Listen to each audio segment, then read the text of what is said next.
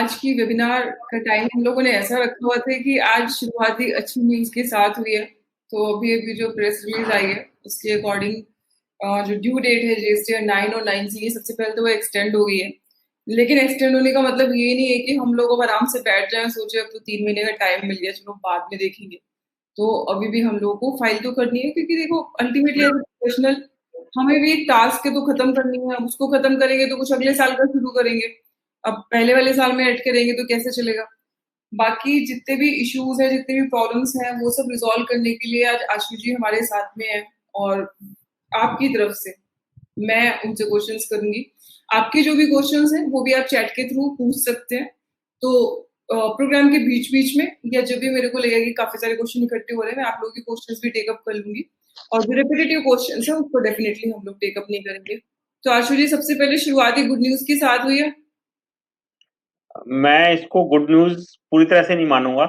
जी। उसका रीज़न एक चीज़ हमें समझना पड़ेगा कि एनुअल रिटर्न की डेट के साथ ही हमारे 73 और 74 के नोटिस का टाइम पीरियड एसोसिएटेड है। एग्ज़ैक्टली। जी। आज की डेट में हमें लग रहा है कि हमारा टाइम बढ़ गया है, लेकिन साथ के साथ डिपार्टमेंट के हाथ में भी, क्योंकि 73 के अंदर जो 3 साल के पीरियड है नोटिस ऑर्डर इश्यू करने का from the due date of annual return है, जी। तो वो टाइम पीरियड भी जो कि 18-19 के हिसाब से देखें तो सब्सटेंशियली बढ़ गया। तो एक तरफ तो हमें वर्किंग के लिए टाइम मिलेगा, ये अच्छी बात है आज के टाइम पीरियड में।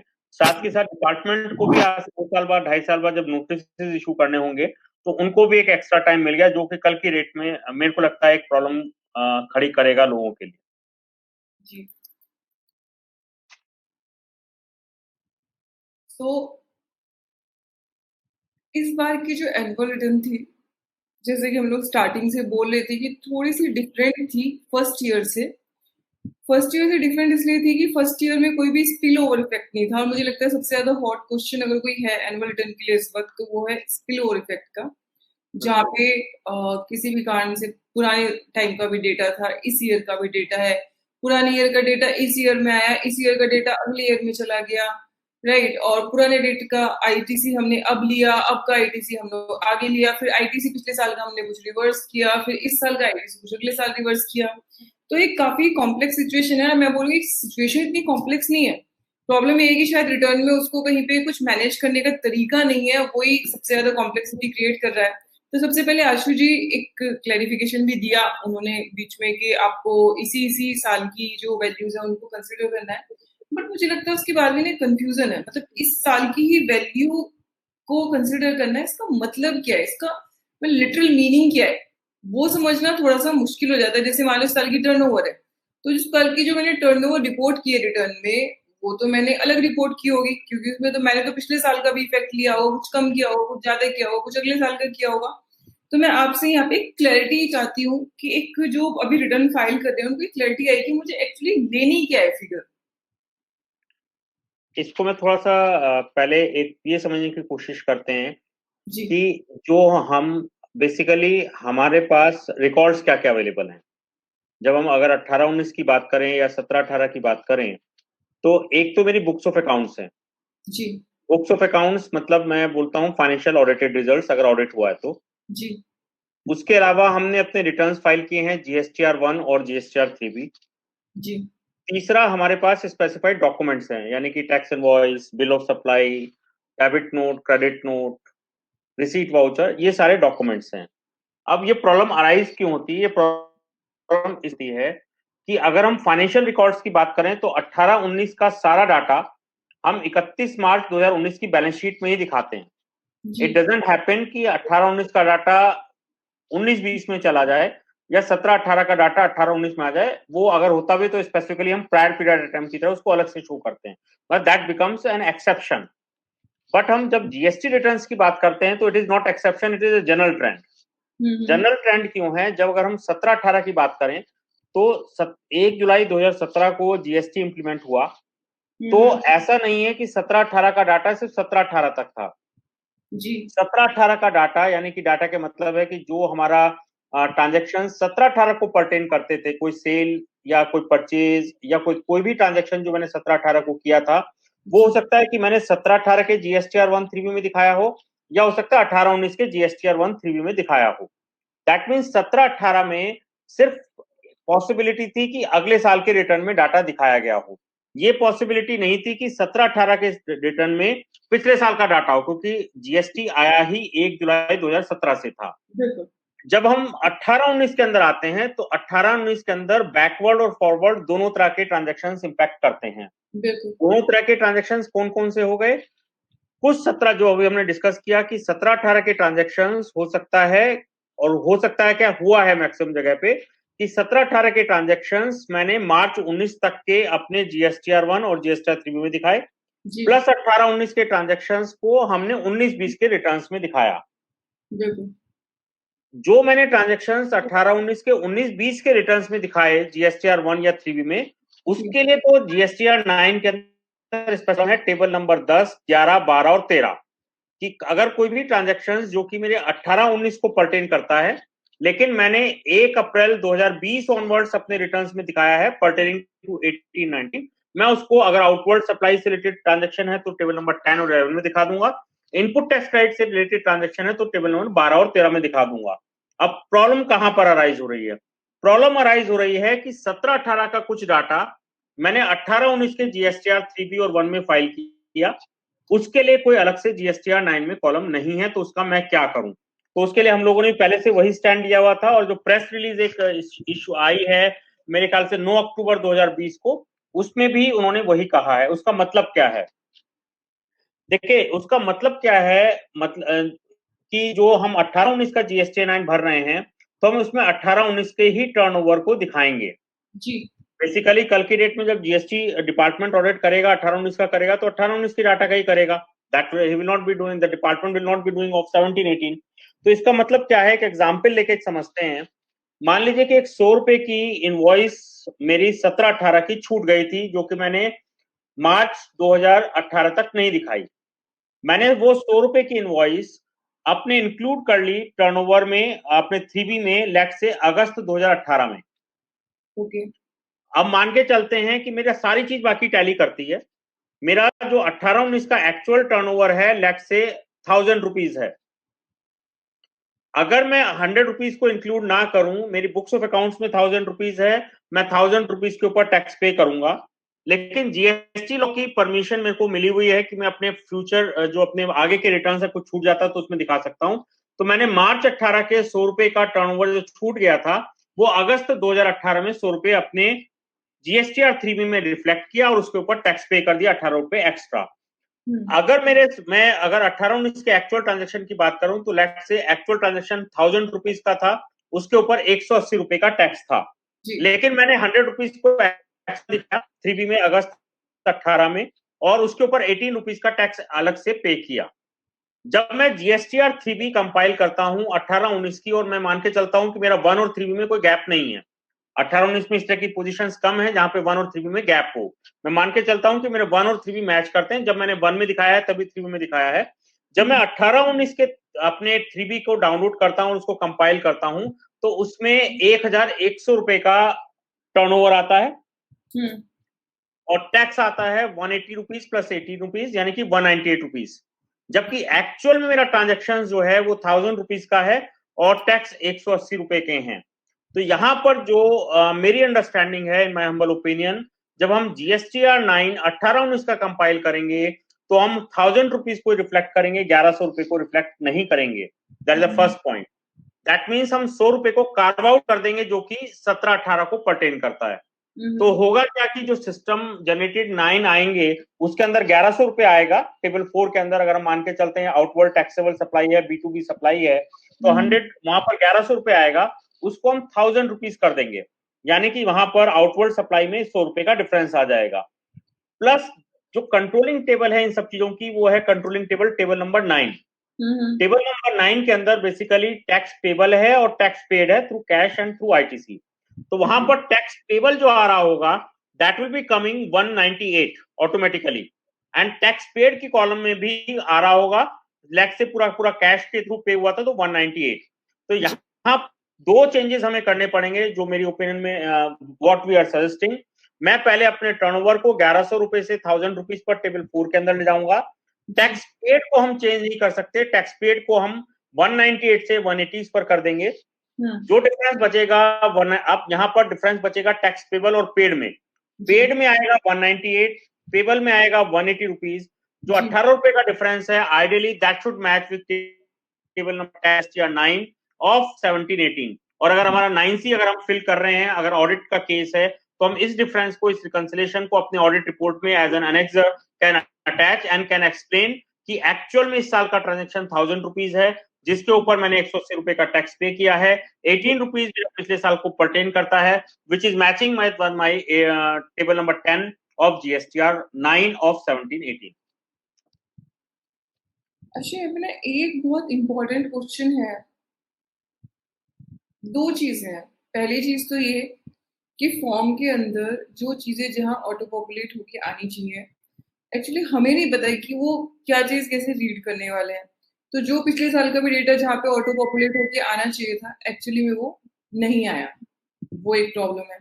मतलब मैं सिर्फ दो अलग अलग चीजों को लिंक करने की कोशिश कर रही हूँ, एक क्लाइंट के पॉइंट ऑफ व्यू से भी और एक प्रोफेशनल के पॉइंट ऑफ व्यू से भी, कि एज ए प्रोफेशनल जब मैं रिटर्न फाइल कर रही हूँ तो मुझे एक रिस्क असेसमेंट का पता होना चाहिए। मुझे पता होना चाहिए कि मुझसे इस तरह की गलती होगी तो उससे क्या असर पड़ सकता है, या इस तरीके की मतलब क्या दिक्कतें हैं जो हो सकती हैं कल क्लाइंट को। मेरे यहाँ पे थोड़ा सा एक है कि जब फॉर्म खुद अपने आप में बहुत सारी डिस्क्रिपेंसीज है उसके अंदर, और मुझे ये चीज पता है कि भाई ये ऐसे ऑटो पॉपुलेट होके आना चाहिए बट नहीं आ रहा, और हमें नहीं पता कि डिपार्टमेंट किस चीज को कैसे रीड करने वाला है। मैं एक छोटा सा क्वेश्चन ये पूछना चाहती हूँ कि अगर कोई डेटा GSTR 9 में गलत चला जाता है किसी भी कारण से, ठीक है, उसका आउटकम क्या हो सकता है? क्या GSTR 9 में जो डेटा रिपोर्ट हो रहा है उसकी सैंक्टिटी ये है कि GSTR 9 के अंदर जो मैंने डेटा रिपोर्ट किया है it will overwrite the entire data which I have reported during the year. So whether it will be replaced by the data I have reported in GSTR 9, या वो सिर्फ एक कंपाइलेशन ऑफ डेटा है। मतलब मान लीजिए किसी ने नील GSTR 9 फाइल कर दी जबकि उसका डेटा था और उसकी लाइबिलिटी थी, सो कैन वी से कि नहीं तुम्हारी जो रिटर्न तुमने फाइल की उसमें जो टर्नओवर दिखाई है that will be reduce to nil, right? क्या ये पॉसिबल है? दूसरा सवाल ये कि मान लीजिए कोई लाइबिलिटी है मेरी जो निकल रही है। अब लाइबिलिटी क्यों निकलेगी? CGST के प्रोविजंस के हिसाब से ऑब्वियसली, बट मैंने GSTR 9 में सही डेटा फीड किया हुआ था, राइट? अच्छा, वहां पे DRC 3 से पेमेंट करना था, मान लीजिए वो मैंने नहीं किया था लेकिन डेटा मैंने सही सही फीड किया था, तो क्या वो लाइबिलिटी मुझे विद इंटरेस्ट एंड पेनल्टी पे करनी पड़ेगी? सेकेंड चीज कि मेरी कोई लाइबिलिटी नहीं निकल रही थी लेकिन GSTR 9 मेरी गलत फाइल हो गई थी, तो क्या मुझ पे कुछ एडिशनल लाइबिलिटी आ सकती है एक्सेप्ट दी पेनल्टी? और पेनल्टी भी आ सकती है तो क्या हर केस में मुझे ऐसा होगा कि मैंने GSTR 9 में कुछ गलत फीड कर दिया तो मुझे पेनल्टी आएगी? देखिए, ये सवाल मैं आपसे इसलिए पूछ रही हूँ क्योंकि बहुत कम ऐसे लोग होंगे, मैं तो बोलूंगी कि शायद कोई भी नहीं होगा ऐसा जो 100% ये बोल सके कि मैंने तो सारी GSTR 9 बिल्कुल परफेक्ट फाइल की है, क्योंकि हमें पता ही नहीं कि परफेक्ट है क्या। टू बी ऑनेस्ट, किसी को भी नहीं पता कि परफेक्ट क्या है, ठीक है? तो यहाँ पे मेरे को लगता है कि एक ना रिस्क असेसमेंट मुझे पता होना चाहिए कि मतलब इस टाइप की मिस्टेक का मेरे क्लाइंट पे क्या असर पड़ सकता है, या मतलब किस तरीके की लाइबिलिटी उसकी फ्यूचर में आ सकती है। तो ये दो तीन सिनेरियोज जो मैंने आपको बताए कि अदरवाइज लाइबिलिटी बन रही है बट 9 ठीक है, अदरवाइज लाइबिलिटी नहीं बन रही लेकिन 9 में गलत डेटा चला गया, और what is it's authority, what is it's power, क्या वो अपने पुराने डेटा को मेरे ओवरराइट करेगी कि नहीं ड्यूरिंग द ईयर जो तुमने रिपोर्ट किया वो भी अलग है और 9 की वजह से इट इज रिप्लेस्ड। ये क्वेश्चन का आंसर आपसे चाहती हूँ। आई थिंक ये क्वेश्चन ऐसा है जिसको कोई भी टच अपॉन नहीं कर रहा, बट ये बहुत बहुत इंपॉर्टेंट है। इसमें देखो, मेरा जो मानना है, अल्टीमेटली हर चीज का एक ऑब्जेक्टिव है। What is the objective of GSTR 9? Objective of the GSTR 9 is compilation of information for a particular year. जी। ये मैंने 9 भर दिया तो इसका मतलब ये नहीं हुआ कि मैं बेसिकली 3B के डाटा को ओवरराइट कर दिया या इसने GSTR 1 के डाटा को ओवरराइट कर दिया। Basically in my humble opinion what ever is the correct will stand, क्योंकि सिर्फ आपको इसको यहीं पर लेके मत चलो। मान लो कि मैं एसएससी, मैं खुद के अपने रिटर्न्स भर रहा हूं, मैंने अपने GSTR 1 3B भरे, फिर 9 भरा, कल के डेट में डिपार्टमेंटल ऑडिट्स भी तो होने हैं, तो हो सकता है कि डिपार्टमेंट ऑडिट के ड्यूरेशन में कुछ ऐसी सप्लाई निकल के आ जाए जो मैंने डिक्लेयर नहीं करी थी। It can be any way. तो the point is no form will over supersede some other form. That fundamental thing we have to understand in my humble opinion. GSTR 3B की अपनी सेंटिटी है, 1 की अपनी सेंटिटी है और 9 की अपनी सेंटिटी है। अल्टीमेटली गवर्नमेंट का जो कंसर्न है, 2 लाइन में बोलूंगा, मैं हर जगह बोलता हूं कि पहला, आपने आउटपुट टैक्स पूरा पे करा हो और इनपुट टैक्स क्रेडिट सही क्लेम किया हो। That is ultimate purpose. तो एक सिनेरियो जैसे तुमने बोला कि मैंने GSTR 9 को गलत फाइल कर दिया, तो सबसे पहले तो एक सेक्शन 74 के अंदर एक प्रोविजन है कि अगर आपको कोई रिटर्न कोई भरना है या कोई इंफॉर्मेशन आपको गवर्नमेंट को देनी है और आपने नहीं दी, तो that may be tent amounting to suppression of facts. तो it may lead to, I am not saying it will lead, but it will lead to that position depending upon what type of gravity or what type of differences we have left in GSTR 9. That's the first point. Second point, एक बड़ा basic principle है कि government को कोई tax लेना है, कोई पैसे लेने हैं, तो वो 74 के अंदर, 73 के अंदर, इवन अगले 4 साल, 3 साल तक, 5 साल तक हमसे ले सकती है। लेकिन आईटीसी अगर हमें क्लेम करना है तो वो टाइम पीरियड 18-19 के लिए ऑलरेडी जा चुका। तो ये प्रिंसिपल GSTR 9 फाइल करते समय भी होगा। अगर मान लो मैंने GSTR 3B फाइल करते समय कोई टैक्स पे नहीं किया था और मेरे को करना था, तो मैं GSTR 9 में डिक्लेयर कर रहा हूं, इट डजंट मेक कि मेरा GSTR 3B गलत हो गया, but I am suo motu giving the information कि मेरी एक सप्लाई छूट गई थी जो मैंने अब GSTR 9 में फाइल कर दी और उसको विद इंटरेस्ट पे कर दिया। तो that goes against, not against me, that goes in favor of me कि मैंने स्यूमोटो अपनी डिक्लेरेशन कर दी, तो कल की डेट में कोई पेनल्टी या कोई चीज, नथिंग विल अराइज इट। लेकिन एक दूसरी सिचुएशन लेके चलते हैं कि मैंने टर्नओवर था 100 करोड़ रुपीस का, लेकिन 9 के अंदर गलती से वो डिक्लेयर कर दिया 90 करोड़ का जी टैक्स से। तो लेकिन गवर्नमेंट के पास तो पूरा 100 करोड़ का ही गए, क्योंकि मेरे 3B 100 करोड़ के हैं, मेरे को कोई टैक्स का रिफंड तो उसकी वजह से नहीं मिला है। अगर 9 मैंने कुछ गलत कर दिया है, इस तरह की कोई गलती हुई है, तो 9 में क्योंकि रिवीजन का कोई प्रोविजन नहीं रखा गया है, तो what is better, you can write a letter to the department, to the GSTN कि this has happened and this is a correct return because no rectification is available, we have done it.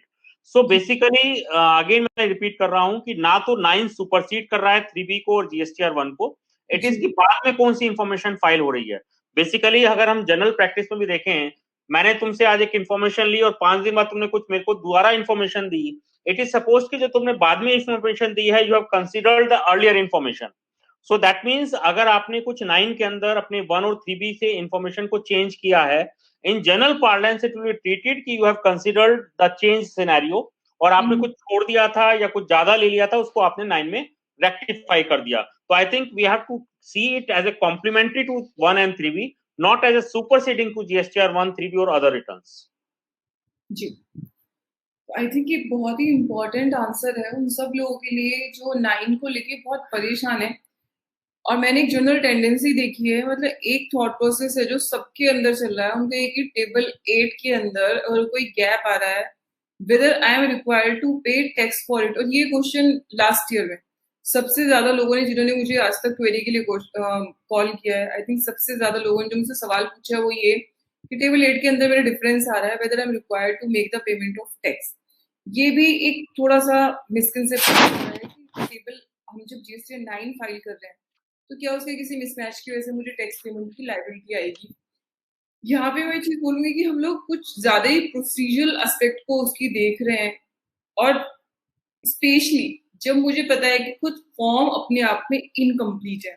तो मैं यहाँ पे वही चीज बोलना चाहती हूँ कि मैं प्रोसीजर में बहुत ज्यादा नहीं जाना चाहती क्या सही है क्या गलत है, क्योंकि जिस चीज को आज आप सही कहेंगे हो सकता है वो कल गलत प्रूफ हो जाए, व्यक्ति इवॉल्व कर रहा है।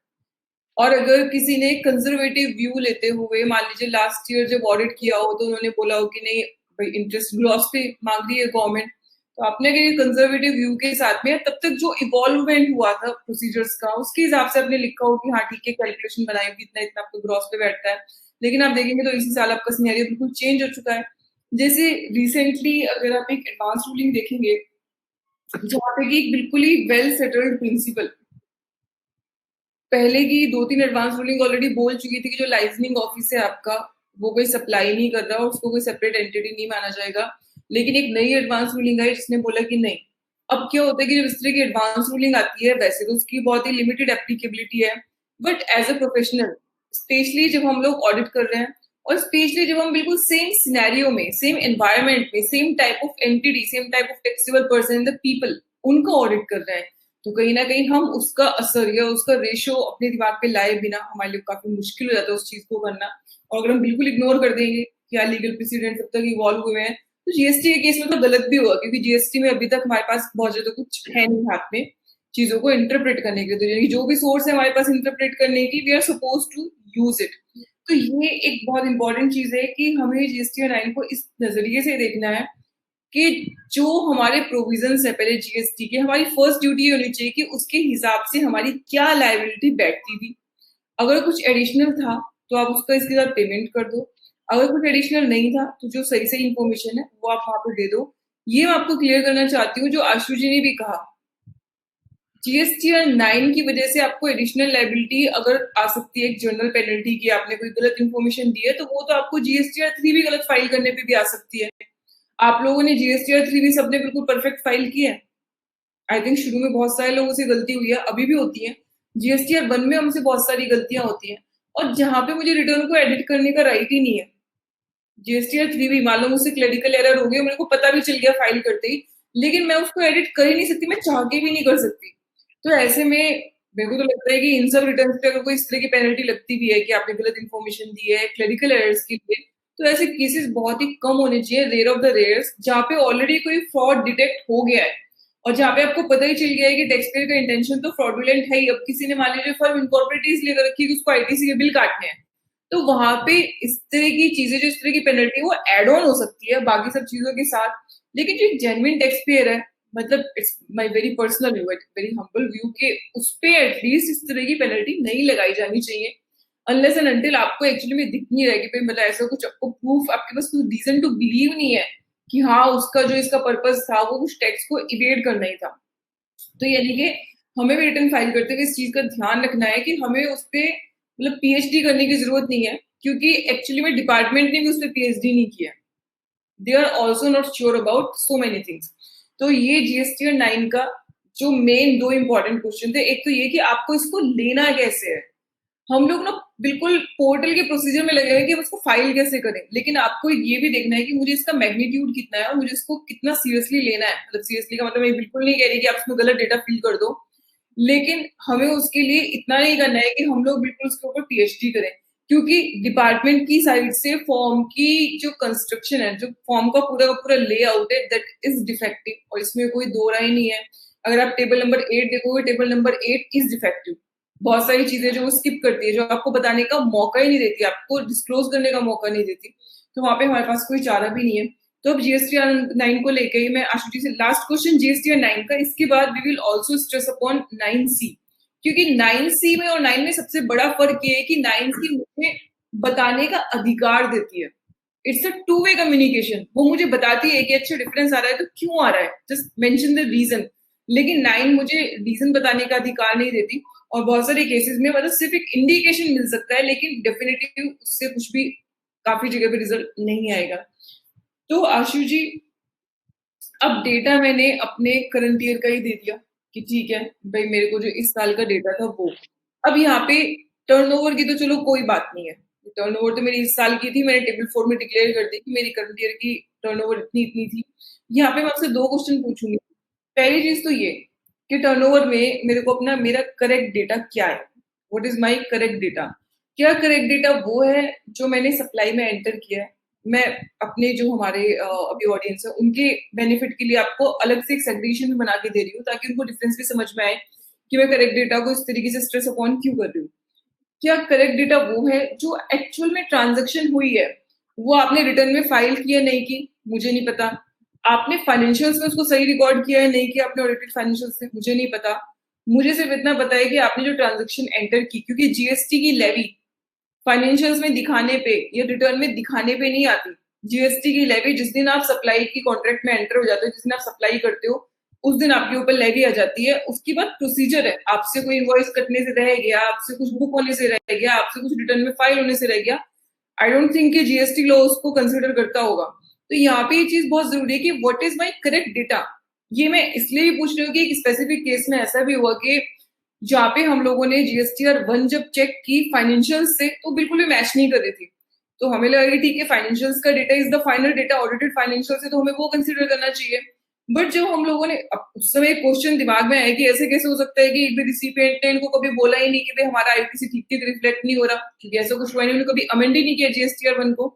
तो वहां पे जब उनके एक्चुअल इनवॉइसेस मंगा के देखे तो पता चला कि फाइनेंशियल्स में डेटा गलत बुक हुआ था, जबकि एक्चुअल जो इनवॉइसेस थे वो जीएसटीआर 1 से सरप्राइजिंगली बिल्कुल अच्छे से मैच कर रहे थे। तो पहला सवाल Ashu ji, what is the actual data we are suppose to report in GST annual return? क्या है मेरा सही डेटा? देखो, इसके लिए मैंने शुरू में बोला the two punch lines are there कि मेरे को सही आउटपुट टैक्स देना है, मतलब पूरा आउटपुट टैक्स देना है और करेक्ट आईटीसी क्लेम करना है जी तो अगर मैं 18-19 के लिए बात करूं तो आइडियली मेरे पास जीएसटीआर 1 है, जी मेरे पास जीएसटीआर 3B है और मेरे पास फाइनेंशियल बुक्स ऑफ अकाउंट्स हैं। जी अब मैं एज्यूम करके चलूंगा कि 90% केसेस में मेरे ऑडिटेड फाइनेंशियल्स के अंदर टर्नओवर सही डिक्लेयर्ड है। बिल्कुल मैं इट विल मोर देन 90%, लेकिन अगर ऑडिटेड हुआ है तो एक पहली प्रेजेंशन हम ये मान के चलते हैं कि ऑडिटेड फाइनेंशियल सही हैं। लेकिन अब इसको अप्रोच हम कैसे लेके चलेंगे? जी मैं अपने जीएसटीआर 1, जीएसटीआर 3B और अपने बुक्स ऑफ अकाउंट्स को तीनों को मंथ वाइज कंपेयर करूंगा। मंथ वाइज कंपेयर क्यों करूंगा?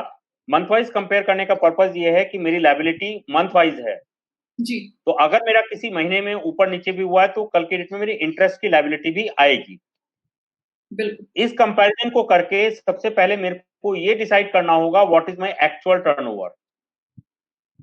इसमें फोर्थ पोजीशन भी ले लेते हैं, कहीं मैंने इनवॉइस ही नहीं बनाई तो अगर मैं इन्वेस्टिगेशन कर रहा हूं तो बात अलग है। अदरवाइज नॉर्मल सिनेरियो में जिस हिसाब से काम होता है, मेरे ख्याल से इन तीनों के कंपैरिजन से will come to the position कि मेरा एक्चुअल टर्नओवर क्या है।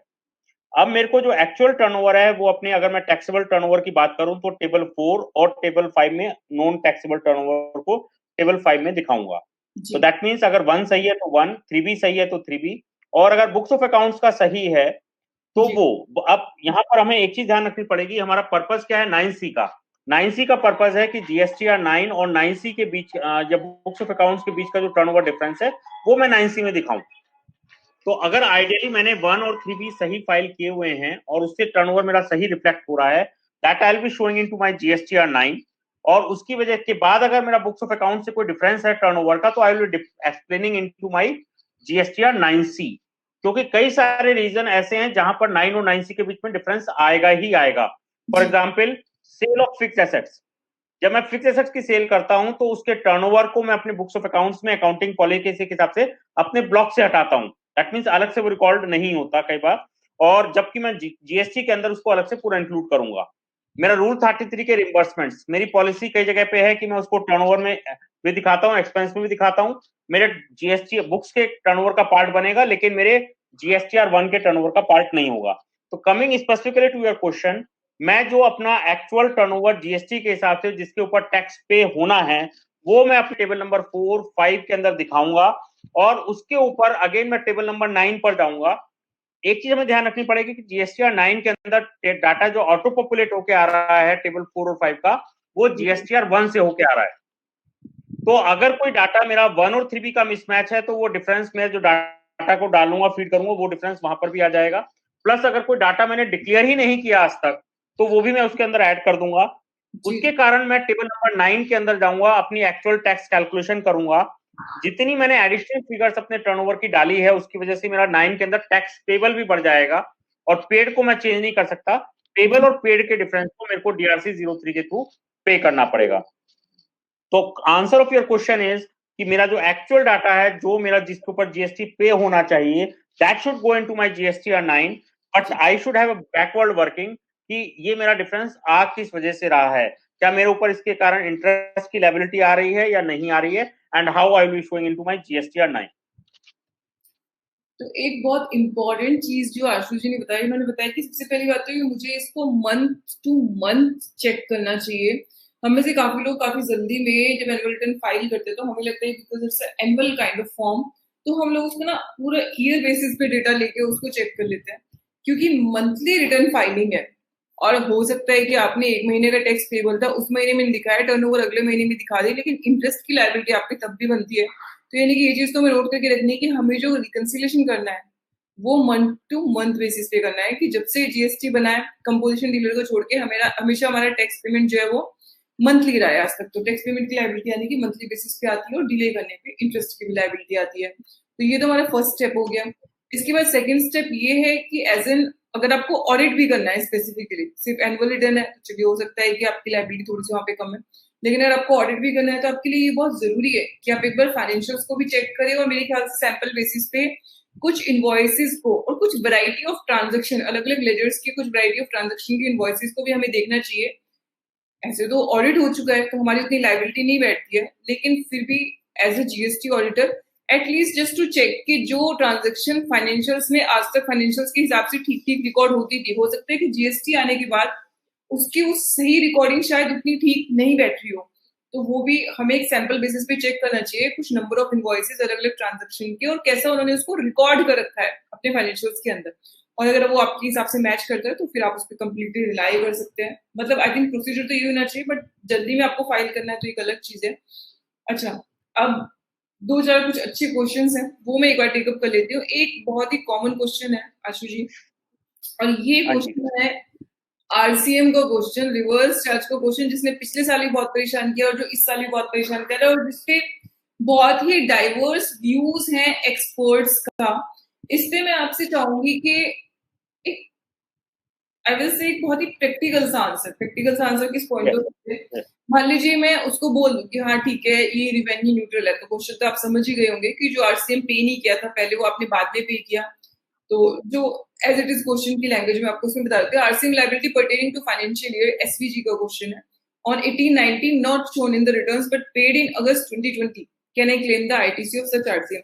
अगस्त का है तो आप वैसे भी ले सकते हो, लेकिन मैं इसको और थोड़ा सा वो करके चेंज करके बोल रही हूँ कि आपने, अच्छा इट्स फॉर 1819, हाँ तो 19 के सितंबर तक मिलना था तो अगस्त 2020 में पे किया।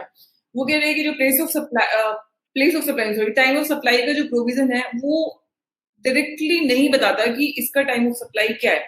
तो मेरा जो 31(3)(f है जो मुझे आरसीएम के लिए इनवॉइसिंग की बात करता है, वो मुझे ये नहीं बताता कि इसका टाइम ऑफ सप्लाई क्या है, इसका मुझे इनवॉइस कब रेज करना है वो भी क्लियरली नहीं लिखा।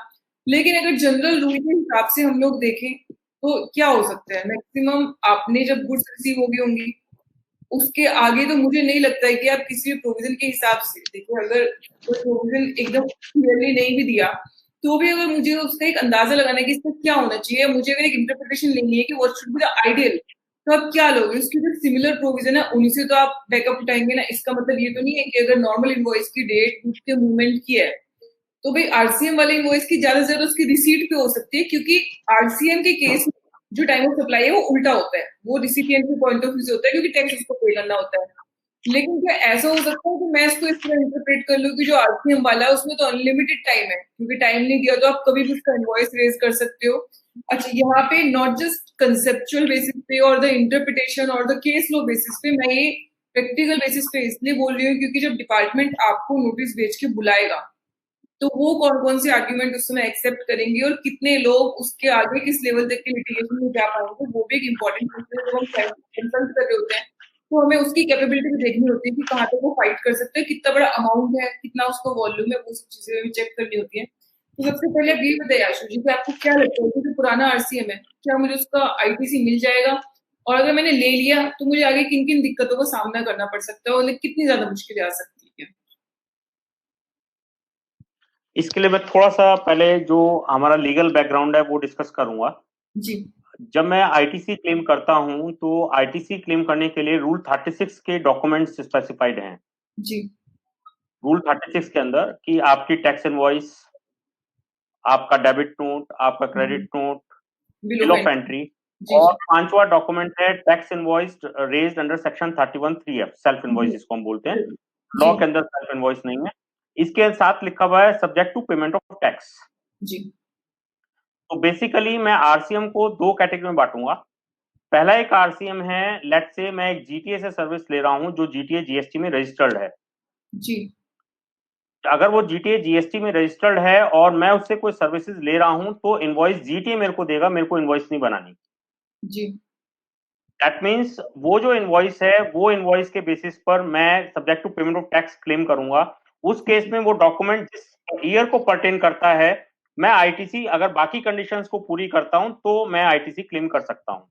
लेकिन मान लीजिए कि मैं एक एडवोकेट से सर्विस लेता हूं और advocate is not registered under GST, मैं उसको रिवर्स चार्ज में लेटेस्ट टैक्स पे करता हूं, तो यहां पर मेरे को सेक्शन 31(3)(f) में एक तो इनवॉइस रेज करनी पड़ेगी, और दूसरा मैं इस चीज से एग्री नहीं करूंगा कि टाइम लिमिट नहीं दी है। बेसिकली क्या है, चाहे मैं एज ए रिसिपिएंट रेज करूं इनवॉइस या सप्लायर रेज करूं, मेरे को सेक्शन 31 के हिसाब से ही अपनी इनवॉइस रेज करनी है उसी टाइम लिमिट में, नंबर 1। उसका जो टाइम ऑफ सप्लाई है वो सेक्शन 13 के हिसाब से सर्विसेज के लिए और गुड्स के लिए सेक्शन 12 के अंदर डिसाइड हो जाएगा। तो यहाँ पर जो पॉइंट है वो पॉइंट ये है कि अगर रिवर्स चार्ज के अंदर मेरे को इनपुट टैक्स क्रेडिट मेरे को क्लेम करना है, जहां पर इनवॉइस मेरे को रेज करनी है, तो दो चीजें चाहिए, मेरी अपनी खुद की इनवॉइस प्लस मेरा पेमेंट ऑफ टैक्स। तो अगर इस सिचुएशन में सामने वाले सप्लायर को इनवॉइस रेज नहीं करनी, जो मैंने एडवोकेट का एग्जांपल लिया, और मैंने उसकी सेल्फ इनवॉइस 18-19 की 18-19 में रेज नहीं करी, मैंने अगर उसकी इनवॉइस 19-20 में रेज करी और 19-20 में ही टैक्स का पेमेंट किया, तो that will become the ITC of 1920, not of the 1819। मेरे को 18-19 के जीएसटीआर 9 में भी दिखाने की इसको जरूरत नहीं है। हाँ, उसके कारण जो टाइम ऑफ सप्लाई के कारण जो इंटरेस्ट की लायबिलिटी है, that is a different part, I am not discussing that. But मैंने जो उसके कारण जो सप्लाई पे अपना 18-19 की जो मेरी रिवर्स चार्ज की सप्लाई थी, जिसकी इनवॉइस मैंने 19-20 रेज करी और 19-20 में उसका टैक्स का पेमेंट किया, that will become the ITC for 1920, not of 1819। लेकिन अगर कोई इनवॉइस ऐसा है जिसको सप्लायर को रेज करनी, लाइक जीटीए, उस केस में मेरे डॉक्यूमेंट की डेट 18-19 ही होगी जब उसने मेरे को सप्लाई दी है। उस केस में मैंने अगर 18-19 में पेमेंट उसका नहीं किया है या विद इन सितंबर नहीं किया, तो मैं आईटीसी उसका क्लेम नहीं कर पाऊंगा। That is my humble opinion.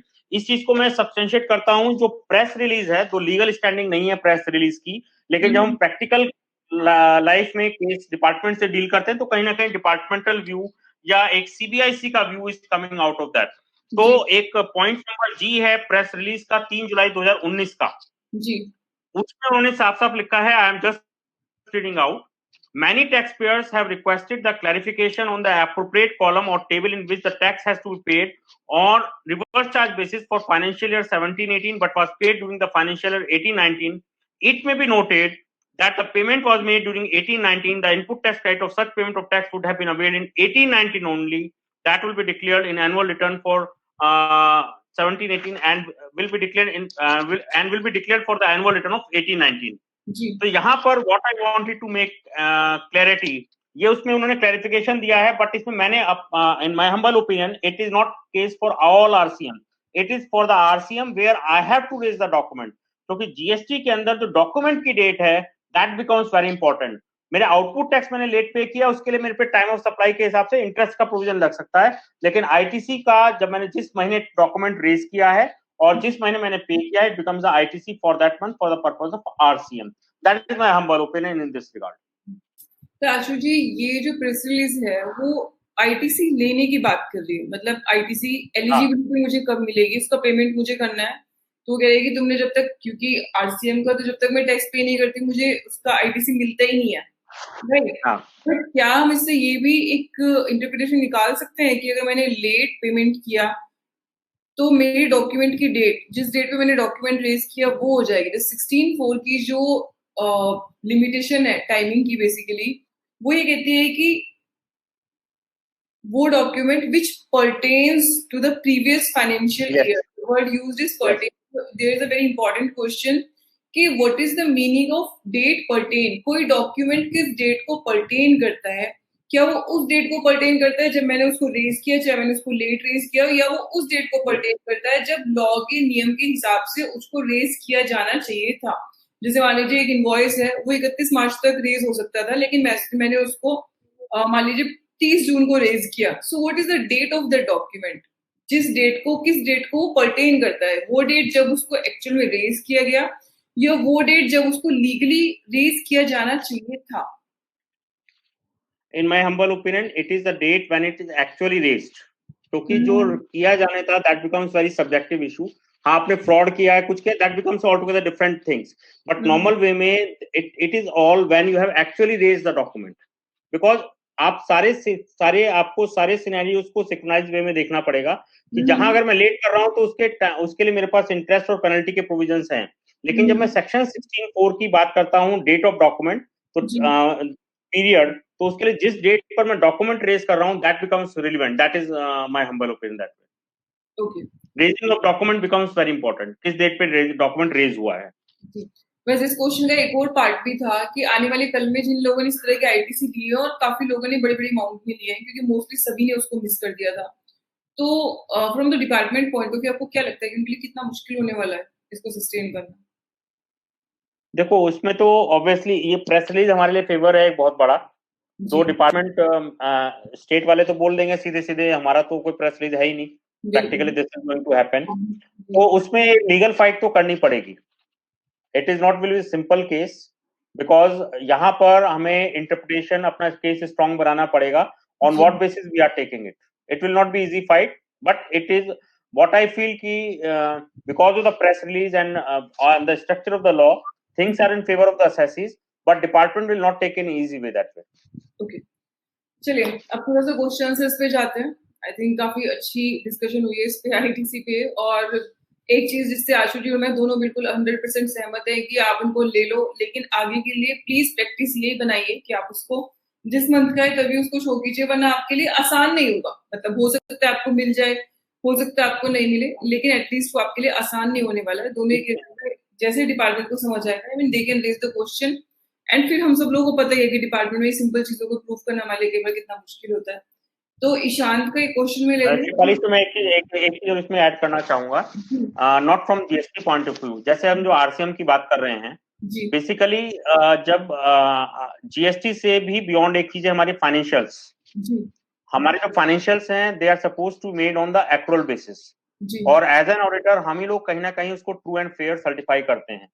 अगर कोई आरसीएम की फिगर है जो कि 17-18 या 18-19 को पर्टेन करती थी, हम 18-19 में उसको बुक नहीं करते हैं, तो materiality concept has to be kept in mind कि अगर मैंने जीएसटी मिलेगा नहीं मिलेगा एक अलग बहस है, लेकिन अगर मैंने उसको अपनी फाइनेंशियल्स में रिकॉर्ड नहीं किया है 18-19 में, 19-20 में, तो कहीं ना कहीं अगर मैटेरिलिटी एस्पेक्ट है तो वो मेरे फाइनेंशियल स्टेटमेंट के ट्रू एंड फेयर पोजीशन को भी इंपैक्ट कर सकता है। That is my humble opinion, अगर मेरी मेजर फिगर है आरसीएम की। तो बहुत अच्छे से आपने दोनों चीजों को एक तरीके से कनेक्ट करने की कोशिश की। आज नहीं तो कल, अभी हम लोग नहीं कर रहे हैं, अभी कोई और ऑडिट करता है, उसके बेसिस पे अपने जीएसटी ऑडिट फिनिश कर देते हैं। हम लोग कहते हैं ठीक है, financials are different, we are different, but I think बहुत जल्दी जितना फास्ट डेटा एक्सचेंज होने लगा है आजकल डिपार्टमेंट्स के बीच में, बहुत जल्दी वो टाइम भी आएगा कि जब ऐसा आसान नहीं हो पाएगा कि मतलब आपने जीएसटी में कोई नई चीज निकाली तो जिसने उसका नॉर्मल फाइनेंशियल्स को ऑडिट किया उनसे भी सवाल पूछे जाएंगे कि आपने उसको मिस कैसे कर दिया। और आई मीन बिल्कुल ये अगर कहीं पे इतनी बड़ी बड़ी अमाउंट आ रही है आरसीएम की जिन पे टैक्स पे नहीं हुआ है, तो कहीं ना कहीं जिन्होंने फाइनेंशियल ऑडिट किया है उनकी भी जो सर्टिफिकेट उन्होंने दिया है उस पर एक छोटा सा क्वेश्चन तो रेज होता है, क्योंकि मोस्टली कंपनीज में एक सब्सटेंशियल फिगर तो ये है, यानी कि एक लाइबिलिटी थी जो आपकी होनी चाहिए थी बट जो नहीं हुई। और इम्पोर्टेंट थिंग इज दिस कि लाइबिलिटी में किसी तरह का कोई डिस्प्यूट नहीं है। आरसी में आप टैक्स पे करने के लिए लाइबल है, उसमें किसी तरह का कोई डिस्प्यूट नहीं है। आईटीसी उसको मिलना चाहिए कि नहीं मिलना चाहिए, दैट्स अ डिफरेंट इशू। तो यहाँ पे मैं बोलूंगी कि अगर आप सेम कंपनी का ऑडिट भी करते हैं और जीएसटी भी कर रहे हैं तो आपको इन चीजों के लिए बहुत केयरफुल रहना है कि आपको इस तरह की जो लूप होल्स है वो नहीं छोड़ने। फर्स्ट ईयर में लोगों से चलो गलती हुई, मैं मानती हूँ कि कुछ लोगों को नहीं पता होगा, लेकिन एटलीस्ट सेकेंड ईयर में, क्योंकि आपने फर्स्ट ईयर की एनुअल रिटर्न भी फाइल कर दिया, तो एटलीस्ट बाद में आने वाले सालों में वो सब चीजें नहीं होनी चाहिए। ईशांत का एक क्वेश्चन मैं पूछ रही हूँ अभी, whether RCM applicable to GTA case if RCM GTA paid for totally exempt goods amount above 1500 rupees? आशु जी आप आंसर करेंगे इसको? क्या क्वेश्चन मेरे को समझ नहीं आया क्या है? आपको रिपीट कर रही हूँ। वो कह रहे हैं कि अगर GTA के जो चार्जेस है वो 1500 रुपए से ज्यादा है, लेकिन जो गुड्स उन्होंने मूवमेंट किया है दो गुड्स आर एग्जेम्प्ट, तो क्या उस पे आरसीएम एप्लीकेबल होगा? अगर कोई स्पेसिफिक एग्जाम्पशन नहीं है, जैसे एग्रीकल्चर प्रोडक्ट वगैरह के लिए कुछ एग्जाम्पशन है फ्रेट के ऊपर, अगर वो नहीं है तो it has to be paid that way. हाँ, तो Ishan unless until specifically exempted. मेरा वैसे बिल्कुल सेम व्यू है, जैसे कुछ एग्रीकल्चर प्रोड्यूस है, कुछ एग्जेम्प्टेड प्रोडक्ट्स ऐसे हैं जिनकी ट्रांसपोर्टेशन भी एग्जेम्प्टेड है, तब तो एक अलग चीज है। लेकिन अगर उनकी ट्रांसपोर्टेशन एग्जेम्प्टेड नहीं थी, वो किसी ऐसे स्पेसिफिक कैटेगरी में फॉल नहीं करते, जैसे राइस है, राइस पैडी है, उसकी ट्रांसपोर्टेशन, डिफेंस इक्विपमेंट है, उनकी भी ट्रांसपोर्टेशन एग्जेम्प्टेड है, बट अगर उनमें से किसी कैटेगरी में वो फॉल नहीं करे तो इट इज टैक्सेबल और आपको आरसीएम में उस पर टैक्स देना पड़ेगा। हरदीप सिंह जी का एक क्वेश्चन ले रही हूँ, ही इज सेइंग कि whether works contractor need to pay GST on RCM basis on any deductions from running invoices of contractor made by the PWD department of state government in name of royalty and deposited with the tehsildar of district। Question थोड़ा सा unique है, इसलिए मैं उसको एक बार दोबारा से पढ़ रही हूँ आशु जी आपके लिए, ठीक है। हरदीप सिंह जी आस्किंग, और वो अभी लाइव भी है, अगर क्वेश्चन में कुछ इशू है तो आप हैंड रेज कर सकते हैं, आप अपना क्वेश्चन खुद भी पूछ सकते हैं, लाइव भी पूछ सकते हैं आशु जी से। He is saying that whether the works contractor need to pay GST on RCM basis on any deduction from running invoices of the contractor made by the PWD department of the state government in name of royalty and deposited with the tehsildar of district। RCM क्योंकि specific category में pay होता है, I am not sure कि royalty के ऊपर है कि नहीं है, because I need to check the exemption वो RCM notification, if that is covered there तो it has to be there. तो इस कैटेगरी का मेरे को भी कुछ याद नहीं आ रहा रॉयल्टी का। बेसिकली जो आर्टिस्ट वगैरह है उनको जो पे होता है वो एक अलग चीज है, वो रॉयल्टी तो कवर्ड है, लेकिन general royalty I don't think covered है इसमें। We can take the question of him. We will cross check and can revert it later on that way if it is। Hardeep आप एक काम कर सकते हैं कि क्यूए सेक्शन है, अभी लिंक मैं आपको चैट में उसका पेस्ट कर दूंगी, क्यूए सेक्शन पे आप ये क्वेश्चन पोस्ट कर सकते हैं, तो इसका रिप्लाई हम लोग फिर क्रॉस चेक करके तब आपको वहां पे भी दे सकते हैं। Ishant is saying we are DRC 303. Can we pay ITC through cash only or we can also pay through credit ledger? देखिए इसमें डिस्प्यूट किस वजह से क्वेश्चन आया क्यों, बेसिकली अगर हम एनुअल रिटर्न की बात ना करें तो DRC 03 को हम कैश तो क्रेडिट दोनों से पे कर सकते हैं, लेकिन जो डिस्प्यूट है वो डिस्प्यूट इस वजह से है कि GSTR 9 के अंदर इंस्ट्रक्शन है कि अगर आप DRC 03 के थ्रू पे हैं तो आप कैश से पे करिए, दो इसकी लीगल बैकिंग नहीं है, we can fight it legally, लेकिन हम इंस्ट्रक्शन को एज इट इज फॉलो करें। तो अगर मैं DRC अगर एनुअल रिटर्न को उसमें हमें ड्रॉप डाउन मेन्यू आता है, उसमें हम सिलेक्शन करते हैं कि हम क्यों पे कर रहे हैं। अगर हम एनुअल रिटर्न के अंदर पे करते हैं और एनुअल रिटर्न के इंस्ट्रक्शंस को अगर हम माने तो हम सिर्फ आईटीसी से ही पे कर पाएंगे, कैश से पे नहीं कर सकते। ओके, तो आई होप आपको ये आंसर भी क्लियर हो गया होगा। ईशान, आरसीएम के कुछ और भी क्वेश्चन है, वो कह रहे हैं कि आरसीएम अगर नेक्स्ट ईयर में आपने पे किया है तो उसको किस टेबल में दिखाना है? नहीं, आरसीएम कौन सा आरसीएम है, मतलब वो अगेन मैंने बोला था डिपेंड करता है जो अगले साल पे किया है, मतलब नहीं अगले साल उसकी सेल्फ इनवॉइस हमने कब रिलीज करी है? Self invoice next year, so that will be the RCM of the next year, not of the last year। फिर आई थिंक तो आपने उसको लिया भी टेबल जीएसटीआर 3B में नेक्स्ट ईयर ही होगा, तो आपकी टेबल 6 अंदर वो ऑटो पॉपुलेट होके आ जाएगा।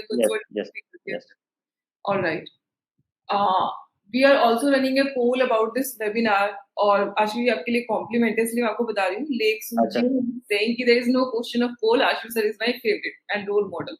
क्या बात, थैंक यू। बिल्कुल, आप थैंक्स बोलिए। चलिए, to what extent the auditor need to check the compliance of Rule 37? Virat जी का क्वेश्चन है आशु ये। 180 days। जी, ओके। क्रिटिकल हूँ एक चीज का जी कि बेसिकली जीएसटी ऑडिटर से पहले लायबिलिटी फाइनेंशियल ऑडिटर की। Again I am coming to true and fair view. Take one practical example, अगर मैं 31 मार्च को एक बैलेंस शीट साइन कर रहा हूं जिसमें वेंडर्स को पूरे साल भर पेमेंट ही नहीं हुआ जी, तो जो रूल 37 है सेक्शन 16 है वो कहता है कि that output that liability should be added into output tax liability. तो अगर हमें इसका कुछ ट्रीटमेंट है तो that should be done into financial audits and the similar way it should be reflected into our annual return. That is the first part of the answer. The second part of the answer where the management or the auditor can take the stand, Rule 37 not applicable. How they can take it? कि अगर हम Rule 37 को और corresponding section 16 को देखें तो it says कि it has to be added into the output tax liability. It is not saying कि ITC has to be reduced. The language of the section, if you see, it says it has to be added into the output tax liability, and there is no mechanism to add output tax liability in that way. It has been defined in Rule 37 and Section 16. So one entry can be taken by the management or the auditor because it is because the mechanism has not been made applicable. The rule cannot be applied. That is the one way, but it will go to the litigation. That is the first part. But if the management is not ready to take that stand, then as an auditor, what should at least we should do? Take the aging as on 31st March at least. And if the outstanding is more than 180 days, that should be added. And because practically you have to reduce the ITC for that purpose, or you can ask because tomorrow you can take the ITC whenever you make the payment to the vendors, and interest has to be added. But again, I'm repeating, it should be done also in the financial statements than do in GSTR 9.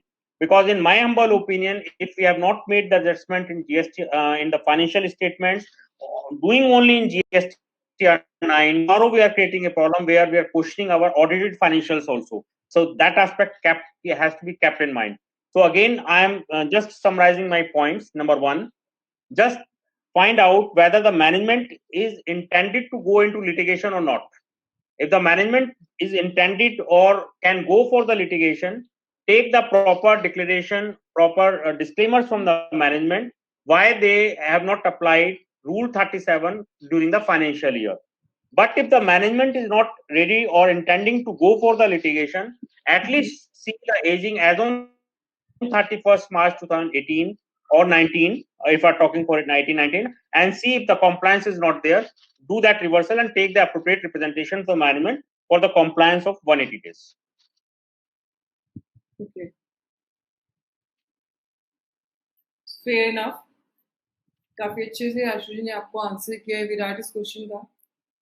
Let me seek some other questions. Otherwise, मेरे भी कुछ questions हैं जो आपसे पूछने वाले हैं. राधे श्याम जी का एक क्वेश्चन है. Hello ma'am, please again clear if my work Teddy Hush is exempted from the GST, but GTA services exempted or not. Radhe Shyam ji, ये आपको मैं फिर से आपको ये चीज बोल रही हूँ, आपको ये एक बार जाके एंट्री में चेक करना पड़ेगा. कुछ चीजों की ट्रांसपोर्टेशन को एग्जेम्प्ट किया गया है. तो जो जीटीए वाली सर्विसेज है, आपको जो 12 बजे 2017 नोटिफिकेशन एग्जेम्पशन नोटिफिकेशन, ये वहां पे आपको मिलेगा. तो वहां पे उन्होंने कुछ चीजों की ट्रांसपोर्टेशन को एग्जेम्प्ट रखा है, लेकिन हर चीज की ट्रांसपोर्टेशन को एग्जेम्प्ट नहीं रखा. तो जो आपका 750 वाला और बेसिकली 1500 वाला जो प्रोविजन है वो भी वहीं पे गिवन है. तो आपको एक बार चेक करना पड़ेगा. तो जैसे पैडी हज के जहाँ तक मतलब जो मुझे याद है, कुछ एग्रीकल्चर प्रोड्यूस होते हैं, आपके डिफेंस के कुछ मटेरियल होते हैं, उनको एग्जेम्प्ट रखा गया है. लेकिन अगर वो एग्जेम्प्ट नहीं है तो फिर आपको उसको देखना पड़ेगा. इसके लिए आपको 12 बजे 2017 को एक बार चेक करना पड़ेगा, तभी आपका काम इससे बन पाएगा. बाकी अगेन आप ये क्वेश्चन पोस्ट कर सकते हैं, मैं लिंक अभी आपको ड्रॉप कर दूंगी. Neeraj, if you are listening तो आप प्लीज इनको क्यूए सेक्शन का एक बार लिंक यहाँ पे पोस्ट कर दीजिए चैट में, ताकि क्वेश्चन वहां पे पोस्ट हो सके. चलिए, निमेश का एक क्वेश्चन है, can we claim RCM ITC in the month in which declared in liability, और shall we claim ITC in the next month GSTR 3 में. फॉर एग्जाम्पल आरसीएम आउटपुट ये आप सेम मंथ के अंदर क्लेम कर सकते हो. निमेश, इसमें बहुत ज्यादा कुछ कंफ्यूजन नहीं रहा है. So Ashuji, there is another compliment for you. Hardeep Singh ji is saying it is best webinar GSTR 9 and 9C, especially आपके लिए. Thank you जी. चलिए, okay. तो कुछ और क्वेश्चन सर मैं कह रही हूँ. ईशान की एक छोटी सी प्रॉब्लम है जिसको उन्होंने थोड़ा पोएटिक तरीके से एक्सप्लेन किया आपके लिए. He's saying sometime Act says कुछ and portal do something different, like we GSTR 1 invoice after September for previous year, so Act बढ़ाया portal. आशु जी, कौन बढ़ाया बताइए सर. आज के डेट में तो पोर्टल ही चीजों को चला रहा है. जैसे हम लोग पुरानी जो माइथोलॉजिकल सीरियल्स देखते थे तो ब्रह्मा विष्णु महेश, उनमें से बड़ा कौन है? तो ऐसे एक्ट बढ़ाया, पोर्टल बढ़ाया, सीबीआईसी बढ़ाया, कौन बढ़ाया? और अब तो डाटा का भी रिलेवेंस कई बार नहीं रहता. कई बार we got the mails from the GST itself कि ये वाला डाटा का वेंडर आपके टू में नहीं है, आप इसको कंसीडर कर लो. That means ultimately what the point is coming out कि हमें अपने डाटा को भी कहीं ना कहीं बहुत सिंक्रोनाइज तरीके से रखना पड़ेगा, क्योंकि कब की डेट में जीएसटी का डाटा क्या हो क्या ना हो, वी आर नॉट अवेयर.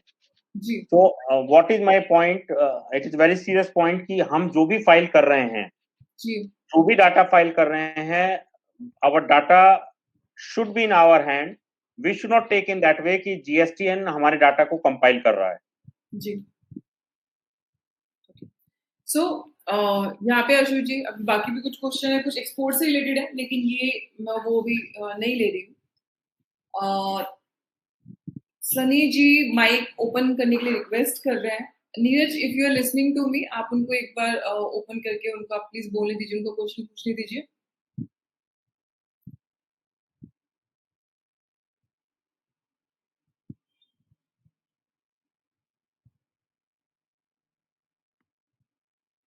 चलिए, जब तक सनी ऑनलाइन होते हैं, तब तक we can wait. It's open now. He will join in a minute. Okay, he will join in a minute.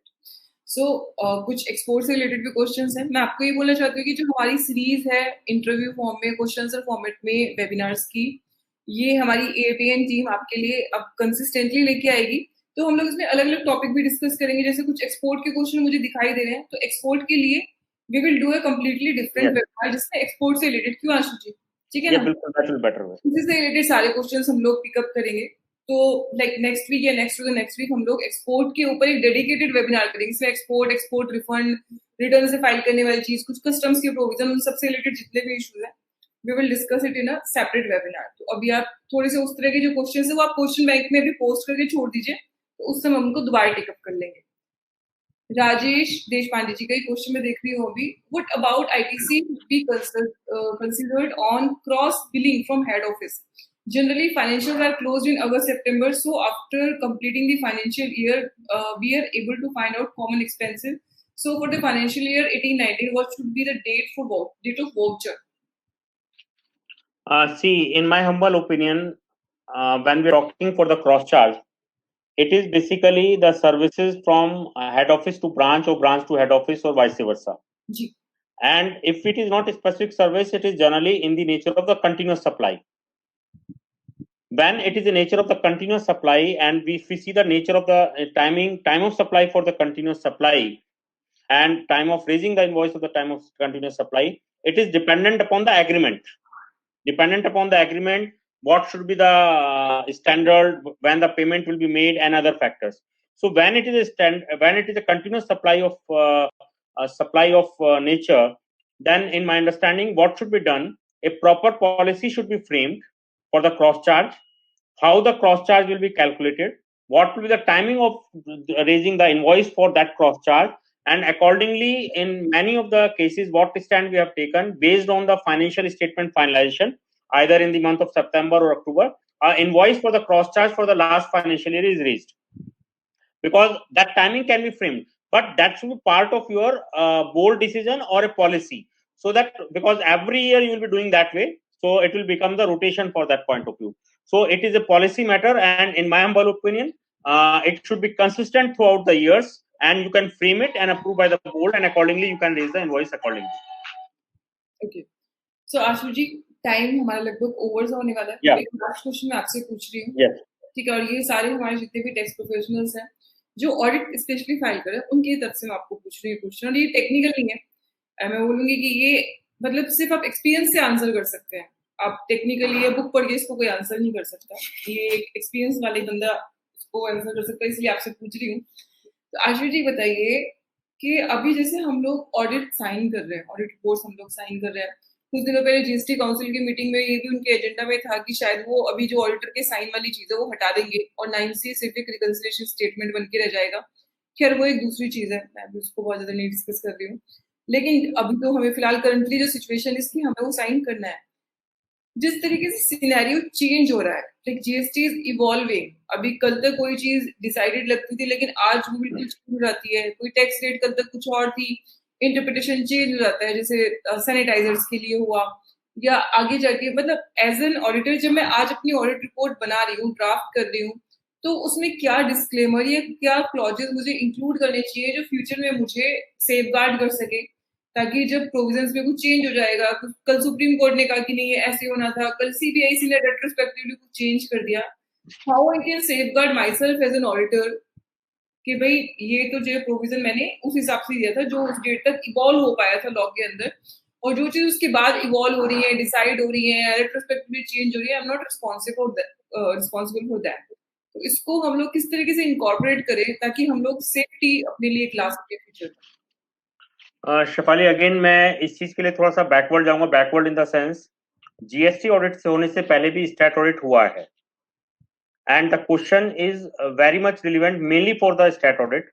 Ji GST audit में सबसे पहला तो disclaimer what should be done in the form of annexures we generally give कि 3 जुलाई को government ने एक press release declare करी थी, 3 जुलाई 2019 को। उसमें कहा था कि पार्ट ए जो है that is a mayor reconciliation between books of accounts and GSTR 9, so we can incorporate that as a disclaimer also. We have done the things accordingly, number 1. Number 2, जहां तक चेंजेस की बात है, अगर कुछ audit होने के बाद हो रहा है, doesn't impact, that doesn't give the liability to us, but the important part is in my humble opinion जो हमारे स्टैंडर्ड ऑन ऑडिटिंग है, एसेज हैं, जब मैं जीएसटी ऑडिट कर रहा हूं या कोई भी ऑडिट कर रहा हूं, तो जो एसेज हैं they play very important role. कल की डेट में अगर कोई चैलेंज आएगा तो जो अगर हमने एसेज के हिसाब से डॉक्यूमेंटेशन किया है तो वो हमको सेव करेगा। मैं एक बहुत लाइव एग्जांपल देता हूँ चीज का जो जनरली होता है। जनरली होता क्या है, 9 और 9C हम अपने ऑफिस पे फाइल करते हैं क्लाइंट का। जी आज की डेट में बहुत सारे केस लॉ हम पढ़ते हैं और सुनते हैं कि जहां एसएससी कहता है कि यार रजिस्ट्रेशन आपने कराया था, सब कुछ आपने कराया था, हमें तो पता ही नहीं। तो the first and foremost precaution what we have to take, and as in office we also do that way, कि अगर हमने अपने ऑफिस में भी 9 और 9C फाइल किया है तो एटलीस्ट मेल से क्लाइंट को भेज के कम्युनिकेशन से कंफर्मेशन जरूर लीजिए। रीजन बीइंग, कल की डेट में ये बहुत ज्यादा होगा। अगर कोई इश्यू आएगा तो 10 में से चाहे एक केस हो या 2 केस हो जहां क्लाइंट ये एलिगेशन लगा सकता है किसी भी वजह से, हो सकता है वो अवेयर ना हो प्रैक्टिकली ऑल्सो, कि आपने तो मेरे को बताया ही नहीं और आपने अपना रिटर्न फाइल कर दिया। जी that is the first and foremost precaution we have to take. Second aspect, जो हम 9 और 9C फाइल कर रहे हैं, what the again I have discussed कि अल्टीमेटली पूरा आउटपुट टैक्स पे हुआ है क्या और आईटीसी सही से क्लेम हुआ है कि नहीं हुआ, उसके लिए what we have to keep in mind, जो मैंने अपने जिन अजम्पशंस को या डिस्कशंस को किया है वो मेरे वर्किंग पेपर का पार्ट हो। क्योंकि पॉइंट ये है कि ओपिनियन गलत डिफरेंट होना पाप नहीं है, it is not the harm in different opinion. Shefali की ओपिनियन अलग हो सकती है, मेरी ओपिनियन अलग हो सकती है, बट द पॉइंट इज क्या हमने उन ओपिनियन को अपने वर्किंग नोट का पार्ट बनाया है। अगर मैंने किसी चीज को कंसिडर ही नहीं किया, मतलब बेसिकली डाटा आया और मैंने फाइल 9C कर दिया और बिना किसी चीज को देखे हुए, विदाउट ओपिनियन कंसीडर करे हुए, then I am in the big soup. तो point what I am making it कि मैं जो भी स्टैंड, जैसे फॉर एग्जांपल हमने रूल 37 का लिया 180 डेज का, I may take a stand कि ITC has not to be reversed, but whether I have recorded into my working paper note, that becomes very important. So what is my point कि whatever decisions we are taking, it may be wrong or correct, it may be acceptable to department or not, we should have working papers for recording those reasons which are substantial material on the basis of which we have taken a call, so that tomorrow if something comes up as a consultant and as auditor, we should be able to say on what basis we have done it. So I think if we have done this, it will not impact professionally to us adversely.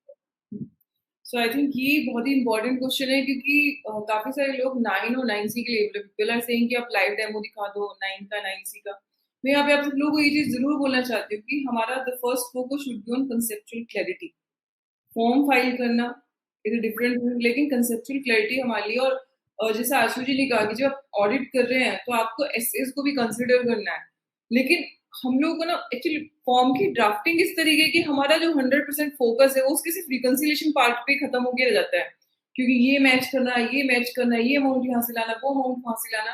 Apart from that as an auditor जो मेरी real task है, the task is के कहीं पे मुझे कोई loop hole दिखाई तो नहीं दे रहा, कहीं मुझे ऐसा कुछ नजर तो नहीं आ रहा, क्योंकि उस पूरे ऑडिट को कराने का जो पर्पज है डिपार्टमेंट का, यहाँ पे हमें एक चीज जरूर ध्यान देनी है कि भले ही आपको फीस क्लाइंट से आनी है, लेकिन साइनिंग अथॉरिटी जो हमें दी है वो गवर्नमेंट ने दी है, डिपार्टमेंट ने दी है। तो यहाँ पे we need to safeguard the revenue. तो जहाँ पे आपको लग रहा है कि कोई भी डाउटफुल चीज है वो आपको कंसिडर करनी है। और यहाँ पे अगर हम लोग अपने प्रोसीजर के हिसाब से ठीक चले हैं, एसेज के हिसाब से मुझे जो चीजें कंसिडर करनी चाहिए थी मैंने वो कंसिडर की है, मैंने ठीक से एक डिस्क्लेमर भी दे दिया है कि भाई आज तक जो इवॉल्व हुआ है मैंने उसके हिसाब से किया है, और कल को अगर कुछ रेट्रोस्पेक्टिव चेंजेस आते हैं, कुछ अमेंड होता है, कुछ लीगल प्रेसिडेंट क्रिएट होता है, कल सुप्रीम कोर्ट बोल देता है मान लीजिए कि ये पर्टिकुलर चीज सप्लाई नहीं है, बहुत सारे ग्रे और डिस्प्यूटेड एरियाज है जीएसटी के। इफ यू विल सी, अधिकतर प्रोविजन जो है, इंपॉर्टेंट प्रोविजन, वो कहीं ना कहीं किसी ना किसी जगह पे किसी ना किसी लिटिगेशन में फंसे हुए हैं। तो कल कुछ भी हो सकता है, कल हो सकता है वो फेवर में आए, कल हो सकता है वो अगेंस्ट आए। तो मेरे लिए बहुत जरूरी है ध्यान रखना कि भाई आज तक जो इवॉल्व हो चुका था, आज तक जो प्रिंसिपल बन चुके थे, मैंने उनके हिसाब से खुद को रिपोर्ट किया है फाइनेंशियल्स को, और कल कुछ अगर नया निकल के आता है, so as a general auditor मान लीजिए मैंने कोई ऑडिट किया, एक साल बाद पता चला रेड हुई मेरे क्लाइंट के यहाँ पे, और पता चला उसने तो बुक्स ऑफ अकाउंट्स का एक सेट अलग बना रखा था, जिसे हम बोलते हैं कच्चे की किताबें। Important for me to understand कि भाई उसने जो मुझे प्रोवाइड कराया, हम लोगों ने कोई इन्वेस्टिगेशन नहीं की और ना हम लोगों ने कोई उसके यहाँ पे जाके फोरेंसिक किया है, हम लोगों ने तो जो उसने डेटा प्रोवाइड कराया उसके हिसाब से ऑडिट किया है। तो R report should also stand amended, या तो वो अकॉर्डिंगली अमेंडेड आप मान लो, अगर प्रोविजन ऐसा है कि जिसका अमेंडमेंट उस पर कैलकुलेट किया सकता है। And if you want to quantify the effect, जो भी कुछ नया उसके अंदर कुछ डेवलपमेंट हुआ है, then definitely you should take my services again, I can make the proper assessment of everything, and then हम उस चीज को चेंज कर देते हैं। But I think that can also be the part of our report, कि जो आज तक इवॉल्व हुआ है, जो मेरे को इन्फॉर्मेशन प्रोवाइड की गई, मैंने उसके हिसाब से अपना ऑडिट किया है, उसके बाद कुछ नया डेवलपमेंट निकल के आता है, सो वी डोंट नो, क्योंकि आजकल आपको पता है आज टाइम ऐसे है कि रोज नई नई चीजें निकल के आती है ना, It will go on that way. Completely exceptional निकल के आती है। मतलब वी डोंट नो, आजकल ज्यादा जानते हैं हम लोग, लेकिन बाद में पता चलता है कि जो हमने ज्यादा जाना था वो कुछ था ही नहीं एक्चुअली, है ना। तो आई थिंक हम लोग ने टाइम पे स्टार्ट किया और ऑलमोस्ट टाइम पे ही हम लोग इसको फिनिश कर रहे हैं। We are only 4 minutes late, जब तक मैं कंप्लीट करूंगी 4 मिनट्स हो चुकी होंगी। तो this was the session on annual return. आपके जो क्वेश्चंस हैं वो हम लोग ने नोट कर लिए हैं। हम लोग एनुअल रिटर्न पे अभी दूसरा भी एक और सेशन लेके आ सकते हैं, बट नेक्स्ट सेशन में चाहते हैं कि हम लोग आजकल सर्च, सीजर एंड फ्रॉडुलेंट जो इनवॉइसेस के केसेस हैं आशु जी, काफी मेरे ख्याल से हो रहे हैं। आई थिंक इसमें काफी गाइडेंस चाहिए, तो नेक्स्ट सेशन हम लोग उसी पे करेंगे। तो आप लोग प्लीज ट्यून इन रखें, आप हमारी साइट पे जाके नोटिफिकेशन अलाउ कर सकते हैं, ताकि जब भी हम नई वेबिनार कोई लॉन्च करें तो उसका आपको नोटिफिकेशन आए, आपको पता चले कि वो किस डेट पे हो रही है। और साथ में आप लोग हमारे व्हाट्सएप ग्रुप में भी जुड़ सकते हैं, जिसमें हम लोग नॉर्मल अपडेट्स और वेबिनार कोई नई ऑर्गेनाइज होती है तो उसके बारे में इन्फॉर्म करते हैं। इस वेबिनार की रिकॉर्डिंग आपको कंसल्टीज के चैनल पे मिल जाएगी, बट ऑब्वियसली 1-2 दिन लगेंगे उसको, जो थोड़ा बहुत कुछ अगर एडिट करना होगा, आशु जी ने कुछ अपना सीक्रेट कुछ बता दिया होगा अगर, तो वो सब एडिट करने के लिए, and after that it will be uploaded on our channel, वहां से आप उसको देख सकते हैं। आपका कुछ बाद में भी क्वेश्चन है तो आप उसके कमेंट के थ्रू भी पूछ सकते हैं, our team will look into it. So इसी के साथ ये वीडियो मैं क्लोज कर रही हूँ और ये वेबिनार भी क्लोज कर रही हूँ। Thank you so much. यहाँ पे मैं आशु जी को स्पेशली थैंक्स बोलना चाहती हूँ, जिन सब लोगों ने ज्वाइन किया आज की सेशन में, उनके लिए स्पेशल थैंक्स, एंड हमारी टीम से नीरज को भी स्पेशल थैंक्स, जिसने इस सबको बैकएंड पे मैनेज किया। Thank you so much everyone. Thank you, bye bye. अगर आप जीएसटी डिटेल में सीखना चाहते हैं तो फिर आप हमारा कोर्स उसके लिए ज्वाइन कर सकते हैं। हम अपने कोर्स को अपडेट कर रहे हैं, यानी कि जो नए रिटर्न्स हैं 3B के अंदर जो चेंजेस आ रहे हैं वो सब भी हम उसके अंदर इंकॉर्पोरेट कर रहे हैं डिफरेंट सेशंस के थ्रू, और जो कुछ रिसेंट नोटिफिकेशंस आए हैं उनको भी, साथ ही जो इंपॉर्टेंट केस लॉज अभी तक चल रहे हैं उनको भी हम उसके अंदर कवर करते हैं डिफरेंट सेशंस के थ्रू। तो अगर आप डिटेल में सीखना चाहते हैं तो आप हमारा कोर्स ज्वाइन कर सकते हैं। अगर आप बिगिनर हैं, स्टूडेंट हैं, आपको बहुत ज़्यादा ऑलरेडी टैक्सेशन की नॉलेज नहीं है, तो हमारे पास एक स्पेसिफिक कोर्स भी है बिगिनर्स के लिए, आप वो वाला कोर्स जीएसटी को ज्वाइन कर सकते हैं।